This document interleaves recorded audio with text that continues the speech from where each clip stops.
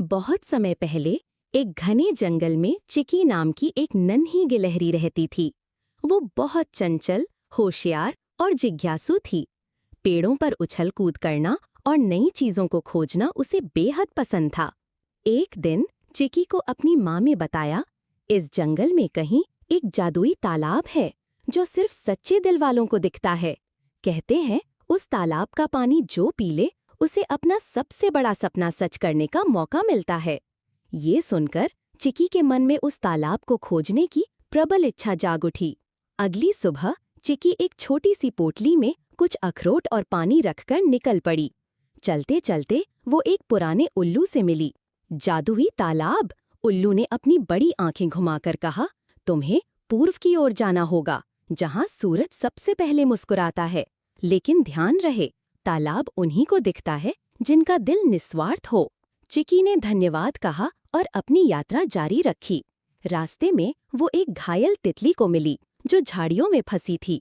बिना देर किए चिकी ने उसकी मदद की और उड़ने लायक बनाया। आगे चलकर चिकी को एक सूखा मैदान पार करना पड़ा जहां पानी की एक बूंद तक नहीं थी। खुद प्यास लगी थी, लेकिन उसने अपने पोटली का पानी एक प्यासी चिड़िया को दे दिया। जैसे ही वो मैदान पार करके एक छोटी सी पहाड़ी पर पहुंची, वहां अचानक एक हल्की नीली रोशनी चमकी। सामने एक सुंदर तालाब था, नीले फूलों से घिरा हुआ, और पानी ऐसे चमक रहा था जैसे उसमें सितारे खुल गए हों। चिकी समझ गई ये वही जादुई तालाब है। तालाब ने जैसे खुद उसे बुलाया। उसने झुककर थोड़ा पानी पिया और आंखें बंद कर लीं। जब उसने आंखें खोलीं तो उसे सामने एक बड़ा अखरोट का पेड़ दिखा जिस पर ढेर सारे पकने वाले अखरोट थे। उसे कभी अब खाने की चिंता नहीं करनी थी।